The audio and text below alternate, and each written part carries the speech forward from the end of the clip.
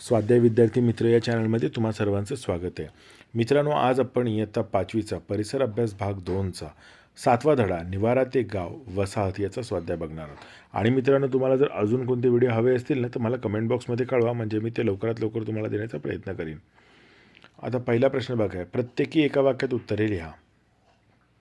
बुद्धिमान मानवाचा कोणत्या प्राण्यांच्या शिकारीवरती अधिक भर होता? तर बुद्धिमान मानवाचा रानडुक्कर, हरिण, मेंढी, डोंगरी शेळी यांसारख्या छोट्या प्राण्यांच्या शिकारावरती अधिक भर होता. नवाश्मयुगीन संस्कृतीचे वैशिष्ट्य कोणते? तर शेतीची सुरुवात हे नवाश्मयुगीन संस्कृतीचे वैशिष्ट्य आहे. प्रश्न 2, पुढील विधानांची कारणे लिहा. मध्याश्म युगात बुद्धिमान मानवाच्या आहार पद्धतीत बदल होत होता.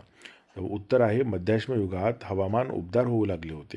सर्वत्र पर्यावरणात बदल होत होते. फार मोठ्या प्रमाणावरती झालेली शिकार आणि पर्यावरणातील बदल यामुळे मध्याश्म युगापर्यंत मोठे प्राणी नष्ट होऊ लागले. त्यामुळे शिकारीच्या बरोबरीने बुद्धिमान मानव मोठ्या प्रमाणावरती मासेमारी करू लागला होता. या कारणामुळे मध्याश्म युगात मानवाच्या आहार पद्धतीत बदल होत होता. प्रश्न आ, मानव एके ठिकाणी दीर्घकाळ मुक्काम करू लागला. तर उत्तर आहे, भटकंती करणाऱ्या बुद्धिमान मानवाचे समूह बदलत्या हवामानानुसार वेगवेगळ्या ठिकाणी वस्ती करून राहत असत. हवामान बदलल्यानुसार धान्याची कापणी करणे, फळे कंदमुळे गोळा करणे ही कामे ते करत असत. मासे कोणत्या हंगामात मोठ्या प्रमाणात मिळतात, अधिक शिकार कोणत्या ठिकाणी मिळेल याचे ते निरीक्षण करत असत. या कारणामुळे मानव एके ठिकाणी दीर्घकाळ मुक्काम करू लागला. प्रश्न 3, मध्याश्म युगातील हंगामी तळाच्या कल्पनाचित्राचे निरीक्षण करून पुढील प्रश्नांची उत्तरे द्या. अ, चित्रातील घरांची रचना कशी आहे? तर चित्रातील घरे गवताने साकारलेली आहेत आणि ती उतरत्या छपराची आहेत.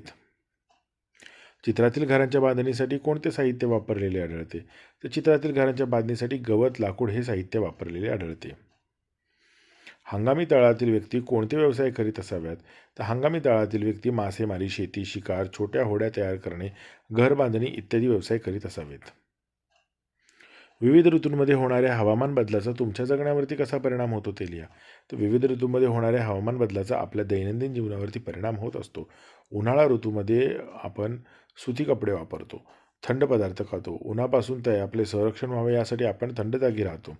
पावसाळा ऋतूमध्ये लवकरात लवकर वाळतील असे कपडे घालतो. जड आहार न घेता हलका आहार घेतो.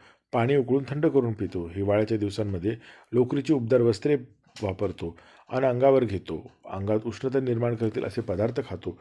उबदार जागेत राहतो. अशा रीतीने विविध ऋतूंमध्ये हवामान बदलाचा परिणाम आपल्या जगण्यावर होतो.